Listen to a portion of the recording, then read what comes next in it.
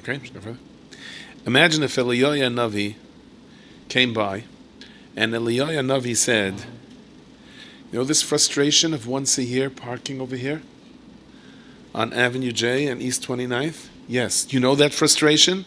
Yes. You're going to have this for the next 40 years once a year. And I'm going to say, oh yeah, wait, that's not bad. That's a pretty good bracha, right? How do we view frustration? So we say, I remember looking for a parking space and I was desperate for a speech. And there weren't too many parking spaces there. Not from the people by the speech, Tamazai. And people are hunking behind me. And if you do find a spot, it's very hard to back into the spot because everyone is so agitated and they're beeping and hunking behind you. It's like hard to back into the spot.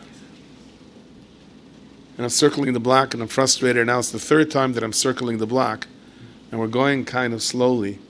And there's someone behind me. I can't really see because it's raining. And he's like sticking his hand out the window and motioning everyone behind him. Relax, take it easy, Don't worry, slowly, little by little. Like, what's your rush? And I was wondering, which tzaddik is this? Who's the tzaddik Yesod Olam that's going against the grain and is telling everyone to slow down? And as he came by, I realized it was a taxi with a passenger inside and his meter was running. So of course he wasn't in a rush. Of course he was telling everyone, slow down. Gewaldig. So I said, that really that's the key, right? If we can do this and understand that no one lives forever, and there's a meter on life, and the Rabbi Shalom pays by the hour, by the minute, by the second, by the fraction of the second, we would all be so much more relaxed. Take it easy. Whatever has to be done, and it'll be done over the course of time. Tonight's the yard site of the Belzer Rav's Chaim Levrach. We'll talk a little bit later on. The Belzer Rav was in Tel Aviv, so there was a bakery, Haifa, where was he to start with? One or two. And there was a big bakery there. And he told the bakery owner, Shkayach. So the bakery owner said, I get paid. It's my parnasa. The Belzer Rav said that you get paid for the technicalities. The oven, the challah, the ragalach. But getting up there late Thursday night when you're not in the mood, and you know it's day in, day out, and carrying the oil, and being mashpia the bracha and the gewaldige aroma of the cinnamon ragalach. I don't know if I had cinnamon ragalach in those days. The ragalach in Eretz Yisrael are different than the American ragalach, you know that. Even the place that says Kamoy Brooklyn, it's Kamoy Brooklyn. It's like funny. You haven't. You walk in Geula, there's big signs, Kamoy Brooklyn. You walk on 16th Avenue, Hadar Geula, like Yerushalayim. No one is happy where they are. You know what I mean? It's always like it's the other side of the Atlantic. So the Belzer Rav said that there are two things. There's the technicality, and there's the hashka. Hashka means the mesiras nefesh that you put into something. I don't know if I'm going to be matzliach, if I'm not going to be matzliach. I don't know if it will work, if it won't work. I have to do what I have to do. Whatever is going to be is going to be. He said that mesiras nefesh is really what a Kadosh Baruch Hu pays for. It's the meter running on the taxi. And if we understood that, we wouldn't be so frustrated in life about decisions that we made, about we would have, could have, should have. I am matzliach. I'm not matzliach. Someone's looking down at me. He's looking up at me. It doesn't make a difference. The real issue in life is what am I being mashkia myself in? What am I putting my life into? Where am I? So, either way, the Al Shulchan Kodesh says that a Kadosh Baruch Hu has a minig. And what is a Kadosh Baruch Hu's minig? The Rabbeinu Shalom's minig is that the more you say thank you for, the more he gives you. The more you say thank you to the Rabbeinu Shalom, the more he's willing to give you. So I say thank you to the Rabbeinu Shalom that Baruch Hashem last year had to find parking on the corner of East 29th and Avenue J, and here I am a year later also trying to find parking, and I have no tinus. The Eibush that we should all continue to have our year by year nisyanis until 120 and more. Mashiach Shekam. Uncle Miller likes to say that he was called to a birthday party, and he asked how old is the grandfather. He said 120. He says, what bracha should I give him? So I told him, have a nice day. What could I tell him? He says, okay. So I said, this is how we have to look at life.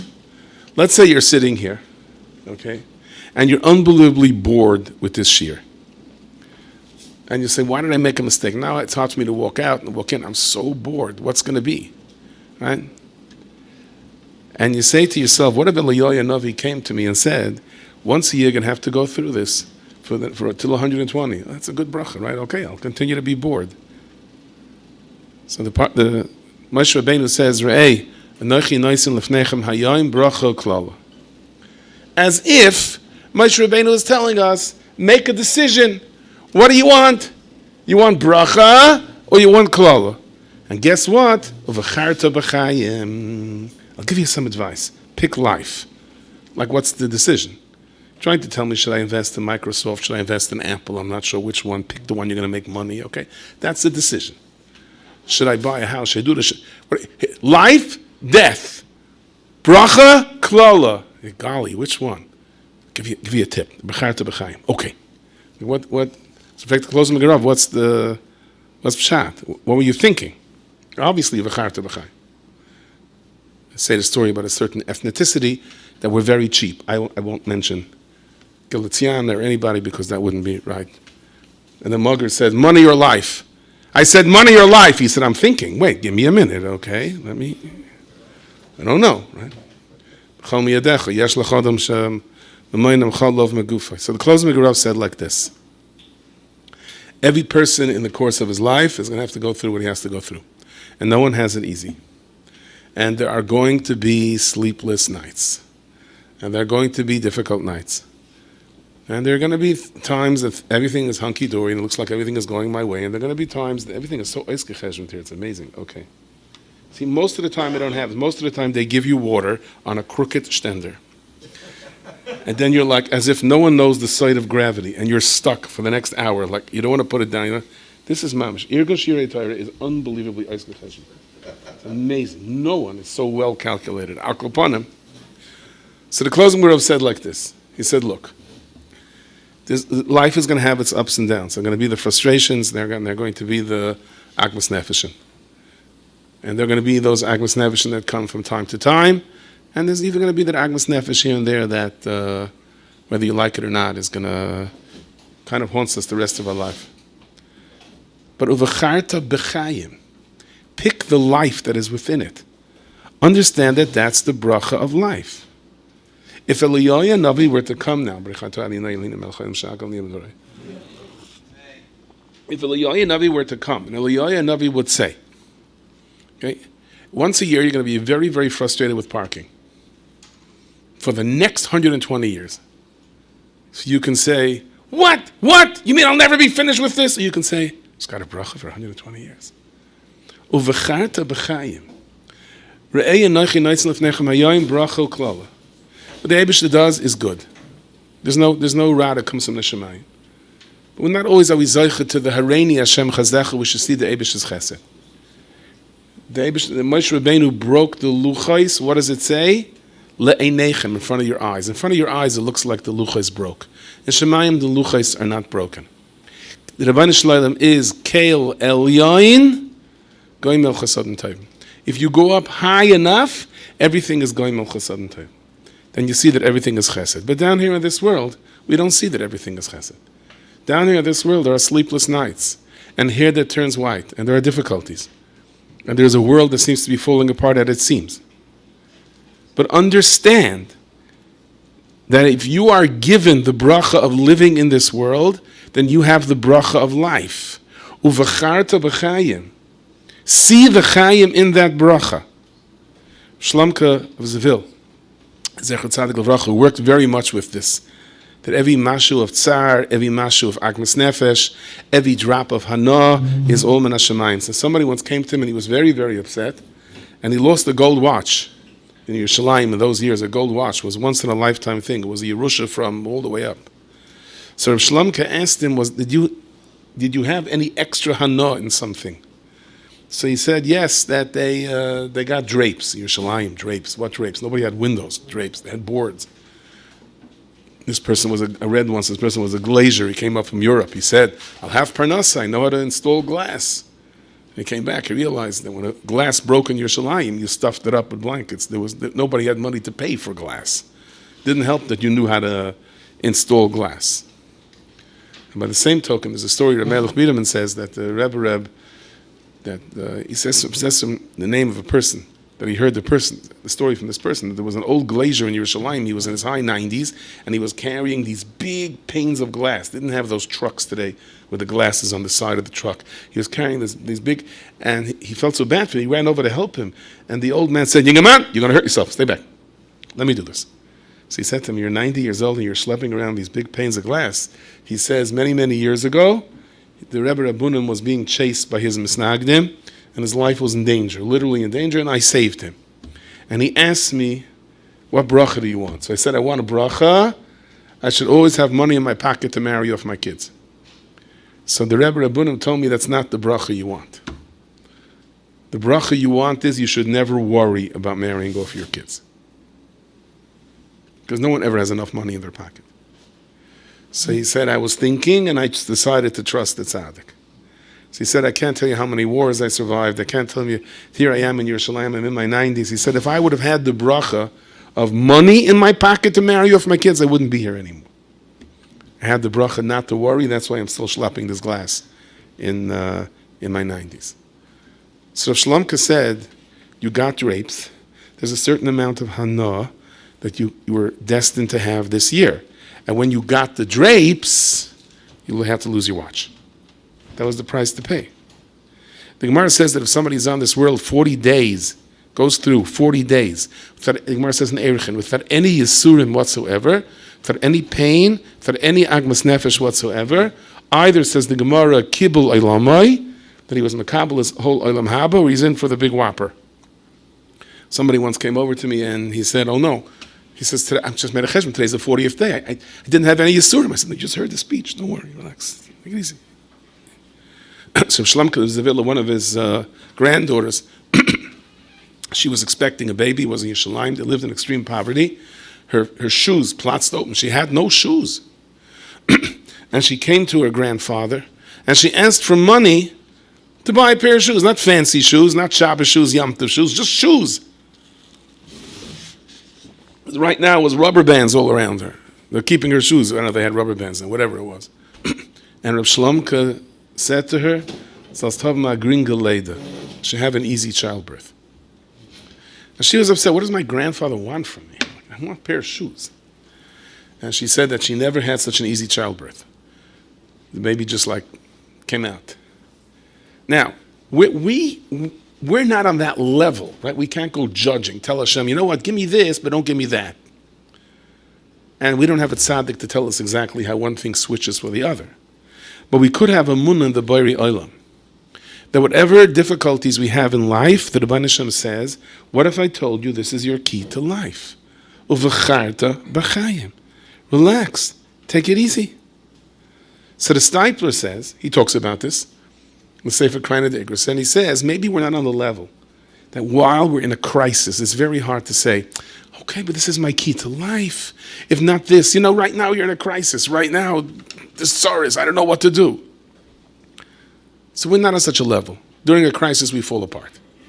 Ein adam nitvas b'tzara. But at least, says the Steipler, in terms of the yisurim in your past,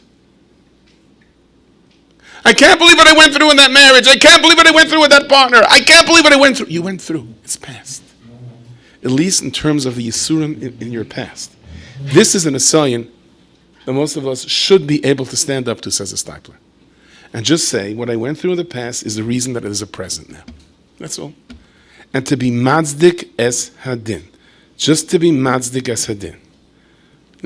My mother was telling me this joke when I was a kid. There's a person sitting on a plane and he's going, I'm so thirsty. I'm so thirsty. He was going out of his mind. I'm so thirsty. Stewardess, is there a drink? No drinks on this flight. It's economy flight, no drinks. Is there a drink? Get him. He turns over, he begs, he cries, and he gets the guy a cup of water.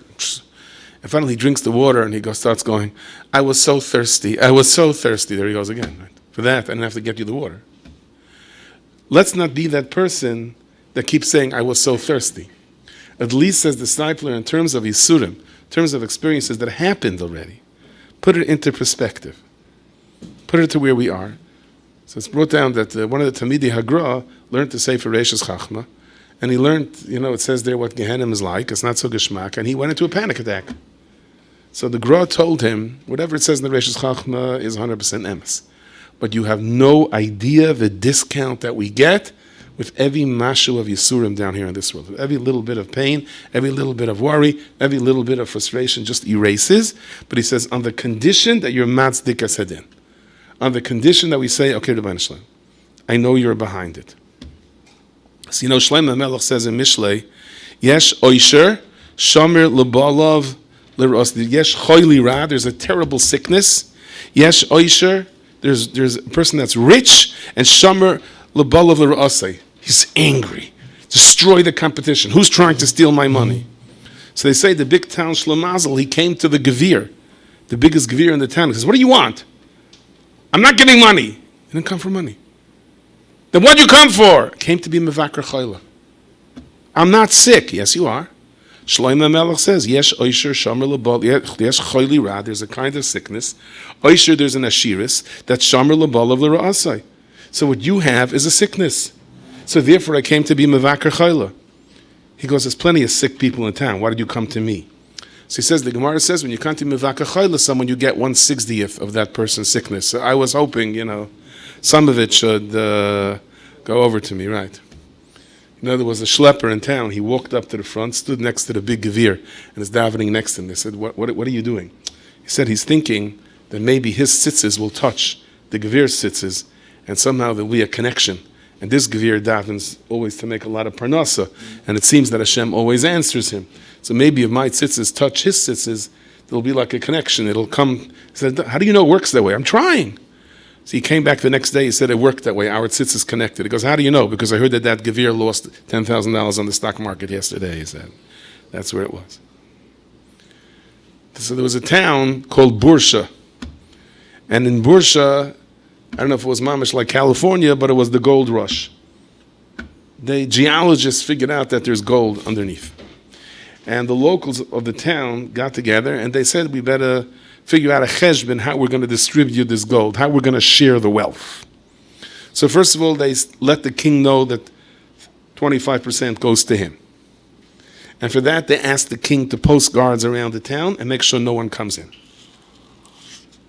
They also said they're going to divide the gold equally to all the people in the town. No brothers-in-law, no fathers-in-law, no cousins, no second cousins. Only people in the town. And the second thing is, no Jews. Jews can't get any.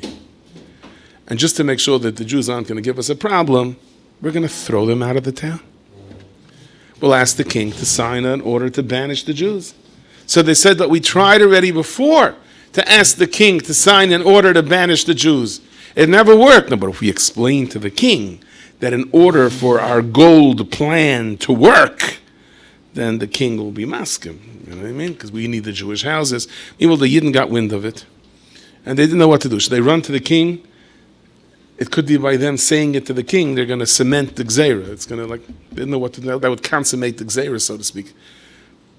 So they sent a mishlachas to the tzaddik Remendel of Rimenov. And Remendel of Rimenov wrote a kvittel. He wrote a kvittel. I'm sorry, not kvittel. He wrote a kameya. He wrote a kameya, an amulet. And on the amulet he wrote, gold is hidden. Only the Rebbeinu Shem decides who gets what. And he gave it to them, and they said, what should we do with it? Should we give it to the king? Should we give it to the peasants? He said, put it in the shul. And they came to the shul, and they argued about where to put it in the shul. They just put it into the bima, and that's where it was. Lamaisa, when they started mining for the gold, they encountered a huge boulder that happened to be in the ground, a rock that was in the ground, on the place where the gold was. And they brought dynamite and blew it up. And the dynamite basically blew up everything that was around it, except not the stone. And they brought cranes, and they brought tractors, and they attempted again to smash it, and all the tractors were smashed. And they started screaming and fighting. They brought on experts, and basically the experts said that to move this rock, it's so big, it's so heavy, it's so large, it's so deep into the ground, would probably cost all the gold that's underneath it, so it's not worth it. Well, Hashem HaYeshua. So the story goes that this kameya stayed in the shul, and no one dared take it out. When the Nazis came in and they were about to destroy the shul in Bursa, somebody ran and took the kameya and ran with it, so it shouldn't fall into their hands. And at that moment, there was a huge crash as this big rock suddenly splintered into thousands of pieces. So I was thinking, and they said it was an Eretz Yisrael in a certain shul, and it disappeared afterwards. There's a whole story with this kameya. He told them to take the kameya and do what with it? And put it in the shul. And I think that that's a message to us. Sometimes we have to take who we are, step into the Beis HaMedrash, say, Hashem, I don't know how to write kameyas. I'm not Mendel of Rimanov. I don't know how to figure out exactly tit for tat what hana I had. I'm sitting down to learn. The Stipler writes this. Stipler says there was a time there were Bali Ruach HaKodesh. They can tell you why you had your tsaras. And they can tell you what to fix it. He said, today, we live in a dar of hastara. But Hasmadas HaTorah covers all bases. Whatever could possibly be written in the Kameya is covered. Just sit down and be kovei yourself to learn. And there within lies the kapara. Even on Krisis and Misas Bezin. Just keep doing it. Just keep learning. The Stipler says that today an hour of learning, today is nechshav, like in previous generations, 1,000 hours. What? You want to tell me my hour of snoring by a Daf Yomi Shiur? You're going to compare that to the Torah of Rabbi Aaron Kotler, to the Torah of Rabbi Kiva Eiger, to the Torah of the Marsham, to the Torah of the Marsha? Not in, perhaps, the content of the Torah, but in terms of the Mesiras Nefesh, how hard it is to learn today, the Eibishter gives you credit for 1,000 hours.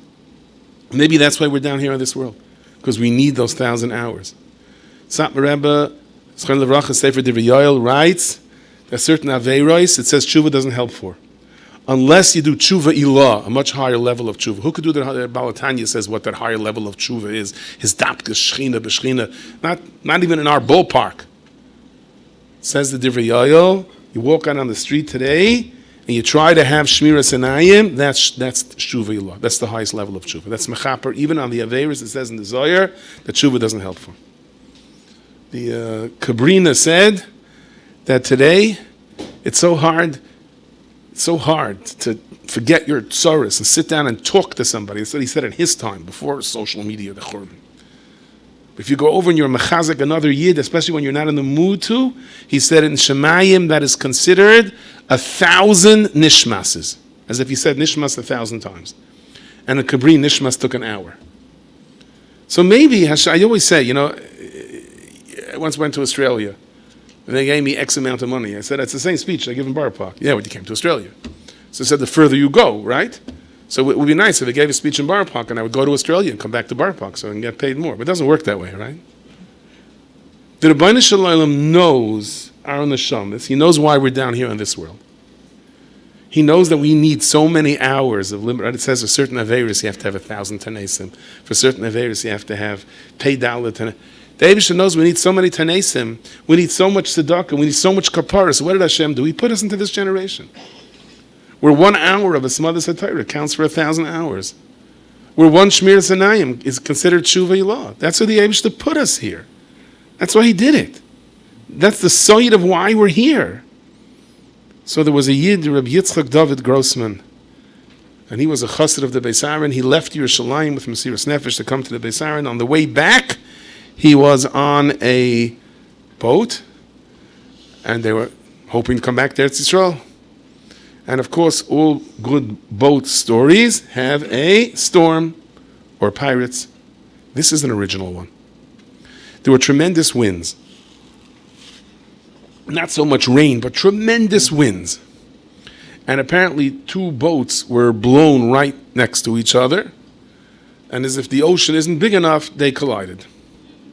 And the big boat got stuck on top of the boat underneath. And the boat underneath was being pushed down into the water. And suffice it to say that the people that were in the boat underneath were not in a very good situation. And they dropped ropes to try to help them up. But the captain of the boat on top was a Mordecai anti-Semite. He said, no Jews. Cannot connect it to any Jews. The Jews are stuck down here. And it came right before Shabbos, and the Yidden tried to go up, and the sailors were, no, the captain said. And this Rabbi Yitzchak David, right before Shabbos, he put on his kaftan, and he starts saying, Hoidu L'Shem Ki Tov, and he takes out his challahs and his grape jus and his wine, and they look at him like, you're not kidding. Now? And he's saying, Hoidu L'Shem Ki Tov, he's davening like there's no, that's it. It's Shabbos, it's Shabbos. And he gets to the words, V'ruach Sa'ara, Oisa Devarai, and suddenly the top ship, a huge wind, there was a gust of wind, a real ocean hurricane kind of a wind, typhoon kind of a wind, and the top ship was dislodged from the bottom ship and landed with its belly up, and suddenly the people from the bottom ship had to save all the people from the top ship. They were the ones that were secure. And they asked him, so where's the side that if you're Makabel Shabbos, the top ship flies off? He said, no side. I just said, okay, it's my last Shabbos in the world. Let me come into Shabbos the way I should. Similar story, the Rebbe Rav Shmelka was on a boat and it was sinking, as all good stories go. And it was right before Rosh Hashanah. He took out a shofar and he blew Kia Shvarim True, and the storm stopped. They said, what's the side? He says, no side. I figured, let me CHAP AREIN, the last mitzvah before I die. But this is the side. The side is when it looks like the world is caving in on us, and we have the courage just to go on with life. That's the biggest bracha. There is no bigger bracha than that. And there are many stones in the way, and some of them are preventing us to get to the gold. Okay? Then the stone needs to be there. And when the stone is supposed to leave, it's supposed to leave. And when it's just be matzdik as hadin. Just trust the Rabbeinu Shalom. The Chassam Sofer says when a person takes his situation, his trials, his tribulations, his challenges, the waves that are splashing up against him, and he says, look, Rabbeinu Shalom, I'm not even on the Madregi yet of Gamzu L'Toiva. I'm not even on the Madregi of Kol Ma'adav. I just know what's happening. You're the one that's doing it. He says, that's 1,000 tefillos. Shem Tov also says, Mim Tzukoseyam Yatzilim. So I remember, I once overheard my 4-year-old boy having a discussion with my 3-year-old girl. Both, Baruch Hashem, are married with children. And the discussion was, they got wind. Their older brother, who seems to work for the local branch of the CIA, told them, top secret information, that a new baby's coming. And it became a debate between my 4-year-old boy and my 3-year-old girl, whether it should be a boy or a girl, as if it was up to them to decide. But they were declaring which one they want more, a boy or a girl. And one said a boy, one said a girl. And my 3-year-old girl said, if it's in the summer, if the baby's going to be born in the summer, then she wants it to be a girl. If the baby's going to be born in the winter, she wants it to be a boy. And I was like stunned a little bit by this. So I called her over. I said, do you mind telling me why? So she was all embarrassed. Finally, it came out. It's that during the winter, if there's a bris, she would have a day off from school.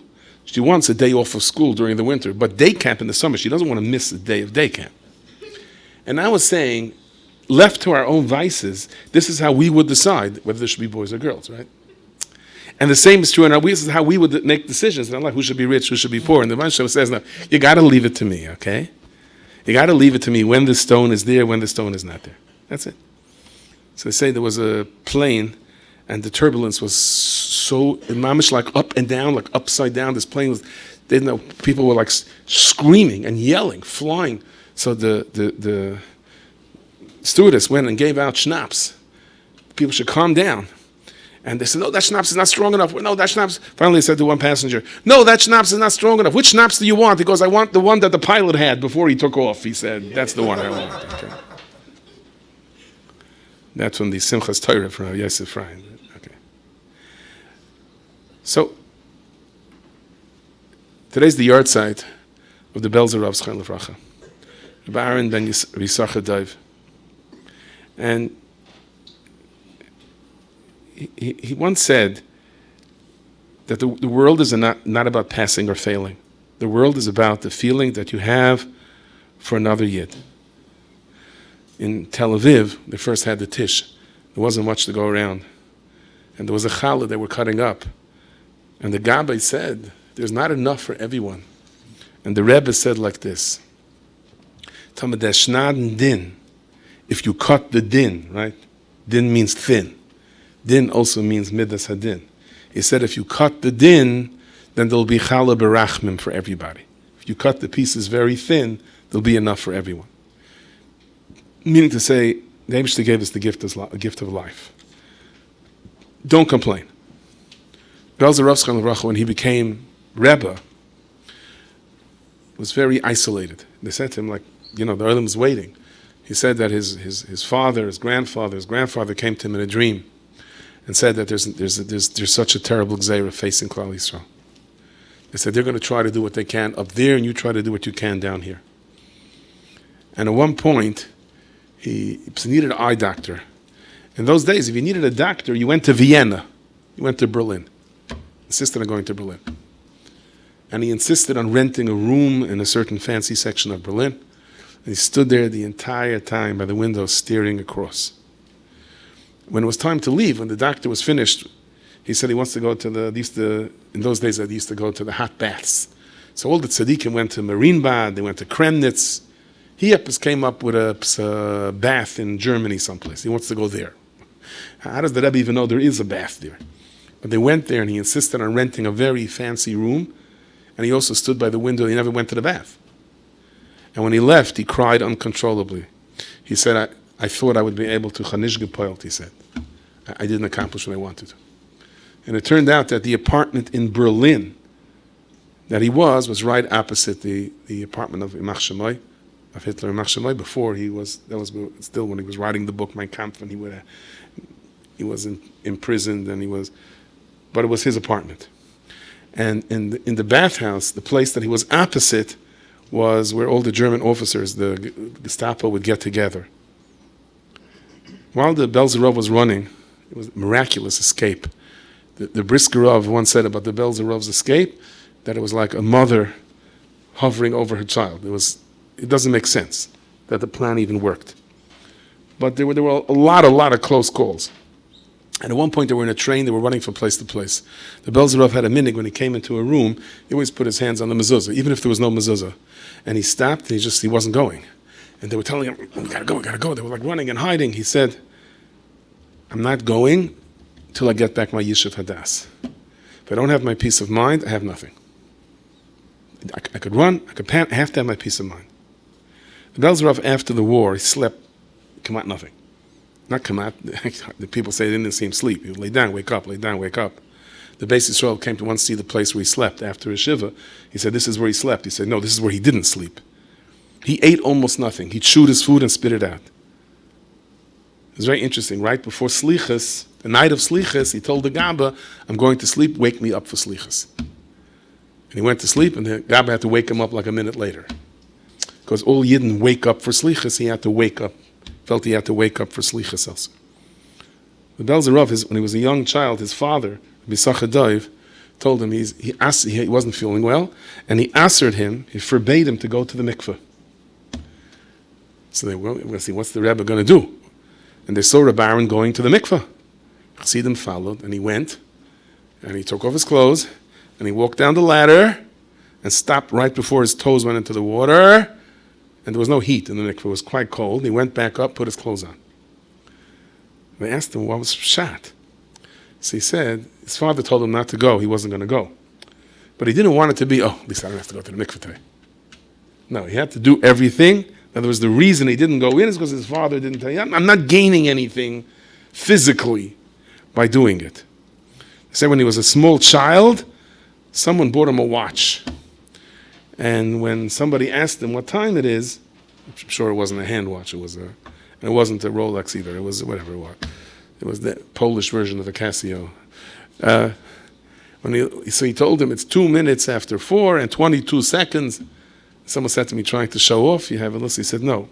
When a Yid asks you for something, you have to answer him with a full heart. You have to answer, and you have to give him as much as you can give him. Whatever it is. So the Belzer Rav once, so I heard the story from someone that was there. It's a famous story, though. He told the Gabbai, you can let in 10 people now. And there was Mr. 11 wanted to come in. And no Yid wants to know that he's the 11th, right? There's no such thing. He's going. No, your Gabbai is not, and he's fighting back and forth and fighting. Finally, he sneaks in. That's it. And he puts down his kvittel. And the Rav said, I said 10 people. If The Eibishter said you should be the 11th people. But Dafnish Aibig Eisfir. You don't always have to be the one to have the last word. Okay? He started to walk away, and the Rebbe called him back and said, but I don't either always have to have my way. You understand the great Yisayid of Chinuch, how it is. The Belzer Rav, particularly when he was in Eretz Yisrael, every Yid was a tzaddik. There was no Russia. Every Yid was a tzaddik. He would walk, whenever he would walk, and there was a car driving by, in Tel Aviv, he would say, Skonas Nefashis, Bikuach Nefesh, Hatzallah Kol. And once they were walking, and a big, like a freight truck carrying hay, rumbled by, shaking the streets. And there's a man and a woman in the front, look, they're going for a joyride, Friday night. The Belzer Rav said, Tzadikim, Tzadikim. And somebody was so frustrated, he goes, what tzaddik? So he said, Stam, she was having a baby, and he had to take her. Oh, come on. So the guy, just like to get the Rebbe out of this naiveness, he took a long walk to the hospital, and sure enough, they were carrying in this lady on a stretcher that was very obviously expecting. And he asked the man what happened. He goes, he doesn't know. He was driving home from his route, and this lady was screaming. She has to get to the hospital before it's too late, and I drove her. So they went back to the Belzer Rav and said, that's what it was. So the Belzer Rav said like this, you think I'm a fool? In other words, you think every single person that's driving is going to Pekuach Nefesh, but I have to be down people at Kapschos. You want to know why here it was taka that way? Because this guy was an Oiber Chacham. He had to prove me wrong, so the Eibishter showed it. That's all. Once heard, it says that the princess, she came to Rabbi Yossi ben Chanina, she said, what has the Eibishter been doing in the last, 1,000 years? So what did he answer? Making shidduchim. Making shidduchim? Takes so long. Takes long. So she lined up 1,000 of her men slaves, 1,000 of her lady slaves. She said, you. I did it in 2 seconds. Right? And the next morning, it was World War I, World War II, World War III, the War of 1812, Ukraine, Russia, whatever you want. They were killing each other. Mamish, broken bones. So she said, okay, I see you're right. So one of my rebbeim once asked, if you take 1,000 people and you line them up, statistically, some should be good shidduchim. All of them crash? He says, when you try to be an Oiber Chacham, it all crashes. Okay? You try to outsmart God, it all crashes. You want to be Tamen Tiyam Hashem Lekecha, that you can make foolish decisions that work out. You want to try to be too smart? So it's the year Tafshin Chaf Aleph, the Rebbe just come to Eretz Yisrael, Parshas Pinchas, it was July 4th, 1943. And the Belzer Rav Zchon Levracha did something very strange by the Tish. Quite strange, by the Tish. He picked up the head of a fish and threw it in the ground. Okay, it's not Rosh Hashanah, I need the head of the fish. What? No explanations. And no one asked. The next morning, Shabbos morning, did the same thing. Picked up the head of a fish and he threw it in under the table. No one had to teach the Belzer Rav Sugim Bal Tashchis, okay? It was what it was. The next day, Sunday morning, he asked them to go find out what news there is on the world. So the Gabbai came back and said, no news. He doesn't know of any news. So he said, go ask my brother, the Bilgarai Rav, the one that escaped with him. So he came back and he said, you know what happened today? Mussolini, Machshamai, was removed from power. And the Italians finally removed him from power, and he was the only Western European, Sweden and Switzerland were supposedly neutral. I don't know how neutral they were, but they were supposedly neutral. But Italy was the only Western European country that aligned itself with the Nazis. Mussolini convinced the king to get rid of the parliament, and then he tried to get rid of the king, and basically forced the Italians to join up with the Baruch Hashem for the Yidden. The Italians weren't that excited about doing it. But Lamaisa, Mussolini was Hitler's ally. And at this point, they saw where the war is going, and he was removed from power, and he was imprisoned. He was imprisoned in a castle, and there's a famous story that Hitler sent people on a glider, and they got him out, and they brought him back to Berlin. And he was there till the end of the war, and he came back, and the Italians gave him a big Baruch Haba, and they hung him, right? He was hung. So this was the day that Mussolini was imprisoned. And the Rebbe said, the Rebbe had no access to any news. And he said that the Eibishter should help that the second Russia should also have the same fate. And he yelled at the people, say Amen. They all said amen. Belzer Rav lost everything in the war. He had one only son that was hiding with him in a bunker, and somehow thought that his father was in the shul. They had grabbed all the Yidden that were in the Bachnia ghetto, and they were throwing them into the shul, and they were burning it. He thought his father was there, and he went running. And the Germans grabbed him and threw him into the shul. And when they came and they told the Belzer Rav, he said, okay, so I also brought a carbon. The Panovich Rav said, that I think that he was there. They came to the Belzer Rav afterwards. Someone came and said, the Eibishter should give you a koyach to get over your tsar. He said, don't say I had tsar. Klal Yisrael had tsar. He didn't take it on as a yachid like he was part of Klal Yisrael. The Belzer Rav's escape was a miraculous escape. I mean, there are books written on it. They're just... A very interesting story is that they had hired a Hungarian general to drive him out. Supposedly, this Hungarian general was driving 3 Russian generals that he caught as prisoners in his car. And he had to drive them, and they drove them from Hungary through till Turkey, through Istanbul, and all the way down there down into Eretz Yisrael. And to say that it was fraught with danger in World War II would be tantamount if I would tell you today we're going for a stroll through Tripoli, Libya, then from there to Iran, and I don't know where else, Gaza Strip. It was chances of survival were point. We had a better chance to win the Powerball. And you have a chance. You know that statistically one can be hit by lightning twice in the same night. There's a greater chance than winning the Powerball, right? The guy says, I bought the Powerball yesterday, and I lost. Like, as if hello. So he thought he's winning, right? He lost. He took it as his thing. This Hungarian general, they found him in a restaurant with Hungarian generals. The restaurant belonged to a Yid, and the Belzer Rav had said they should serve cholent. Don't ask me why. Served cholent by the restaurant, and it attracted a lot of Hungarian generals. Hungarian, cholent, Gzereshava, something there. And they most of them said, I'm not crazy, I'm not taking a job like that, I don't care how much money you give me. And this guy said, meet me outside. And as they were driving, it was fraught with nisim. There was like a cloud that was hovering over the car, like a fog. And he said it was difficult to see inside, it was difficult to see on the outside. And he once stopped, he ran in, he said he's going into some kind of a bar. They said, you're leaving us here with Nazis walking around the place? He goes, no, you got your cloud, don't worry about it. That's how he was. And the story they came to one last checkpoint, and whoever had said, no, we didn't have 3 Russian generals. What are you talking about? They didn't even have uniforms. And he started calling in his German handlers. He was a Hungarian guard. And the Rebbe said that was also part of the nace, that he was a Hungarian guard, not a German guard. They had just the Germans had given over to the Hungarians control of that border minutes before, and the driver had stopped to change the plates. He kept constantly changing the plates. Nowadays they just bend the plates and they scratch out the things for the easy pass. In those days they had to, because you couldn't do that. But this Hungarian driver didn't want to let him through. And suddenly 3 Hungarian generals showed up and they said, they waved them on. And the driver said, I never saw these 3 Hungarian generals. Who were they? And the Rebbe said, they were the Sar Shalom, and my great-grandfather, and Rabbi Fishel Belzer's grandfather, his father, Rabbi Schachter. But the trip itself was fraught with terrible danger. At one point, the car actually turned over, ran into a ditch and turned over, and the Belzer Rav was very hurt. And he was hiding in a hayloft. And they ran to get a doctor. To get a doctor meant they cut through the fence of a ghetto, and they brought this doctor handler. He was not a frum doctor, not frum at all.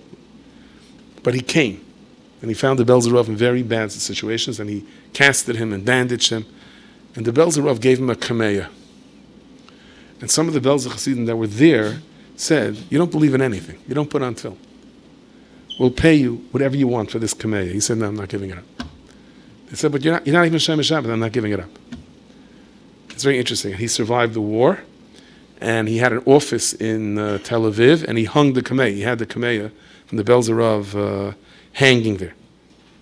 Belzer Rav was in the ghetto, the Bachnia ghetto, hiding on the 2nd floor. He had 2 people there, and they lit Chanukah Lecht. And he would say, "Shtipsnish, don't push," as if like everybody was there.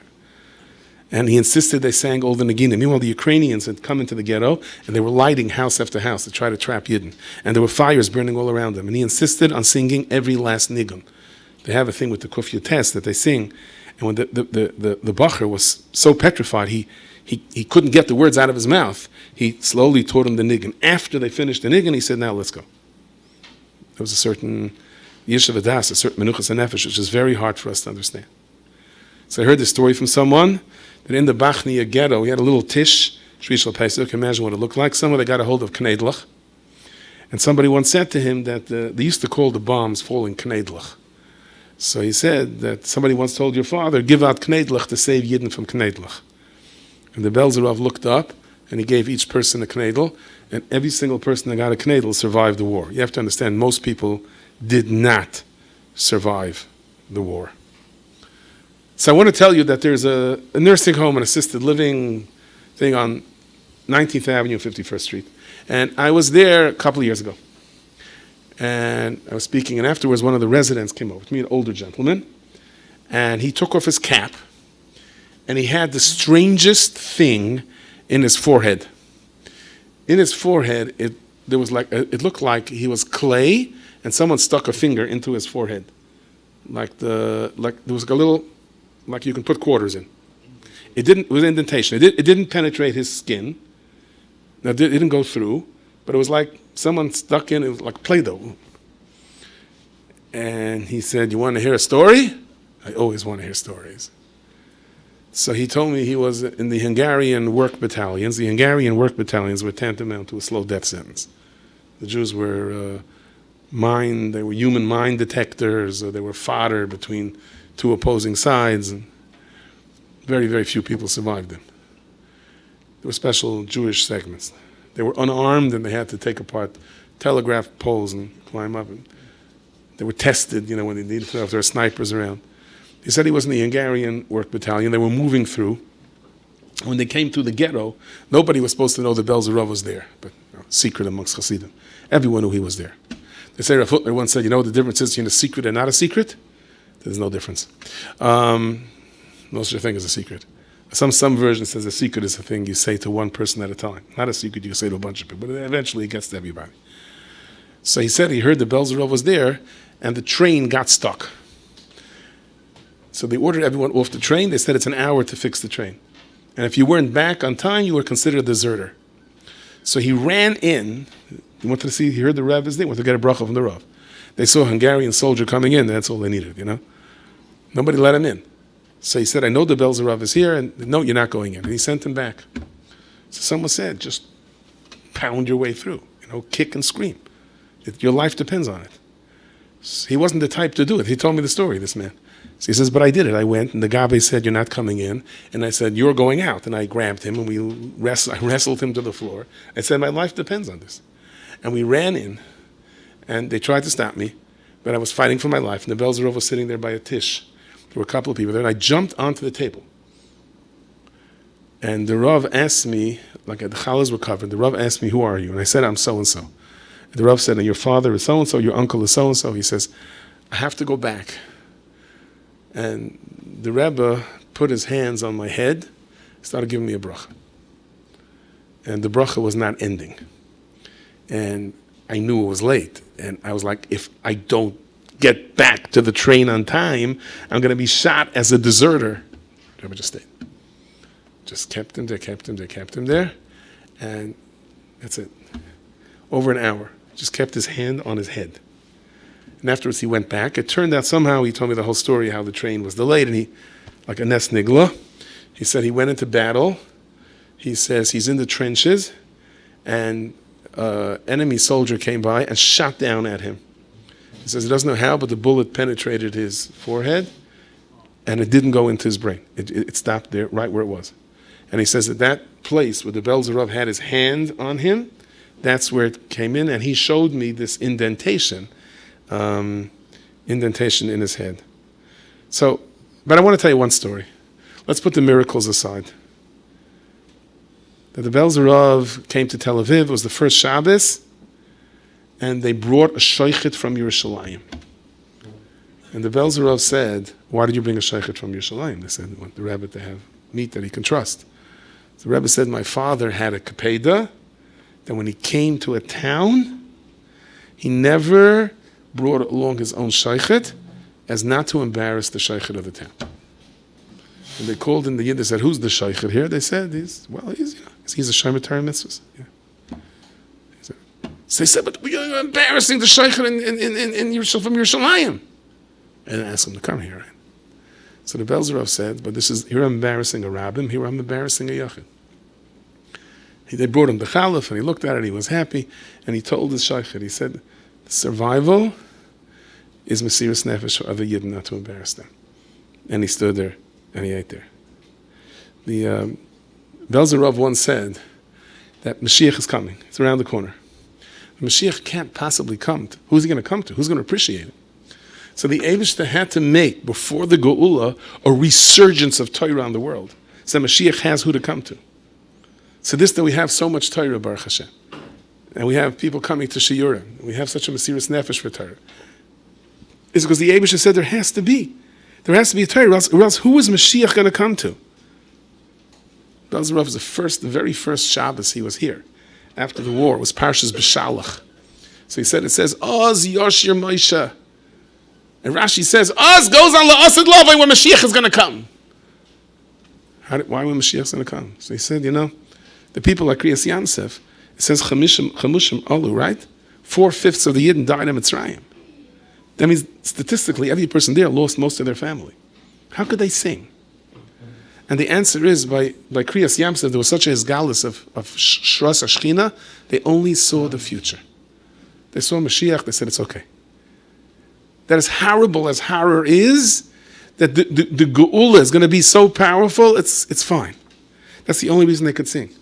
So he said, how could we sing? We could sing because there's a future. I don't think, if anything, the parking situation may have not changed from last year to this year.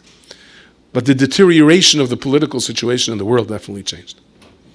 From last year to this year. The political chaos in America, just thinking about the next elections that are coming up, what the Rebbeinu Shalom has in store for us. The right, the left, the everything that's going on in this world. It's on a hair, right? What's happening? And the Belzer Rav basically told us what to do. Don't run the world. Mind your own business. You open up that Gemara. You sit there and learn. And the Rebbeinu Shalom gave us Batei Midrashim, and the Rebbeinu Shalom gave us an opportunities of Emunah that we make it comfortable for when Mashiach is going to come. You should have people that have the appreciation to know how to greet him. Shkayach. Thank you very much. A good gebenchia.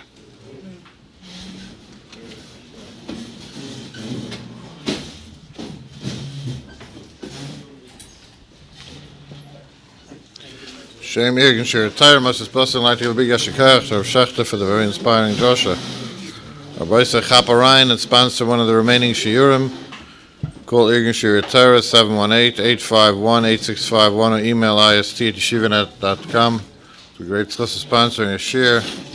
You may not have the last word, but you'll have a good word towards supporting Torah for the Tzibur and the Rabbim in Irgen Shiur Torah worldwide. Like the big Yeshiva to Mr. and Mrs. Elazar Rand for sponsoring tonight's Shiur, and a big yeshikach to Mr. and Mrs. Dover Nierenberg for sponsoring tonight's Shiur. Chananya ben Akashem Arotza Kadosh Baruch Hu Lezakes Es Yisrael Afigre Hebem Torah Mitzvah Shanema Adonai Chofetz Man Sidkoi Yagdol Torah V'Yader.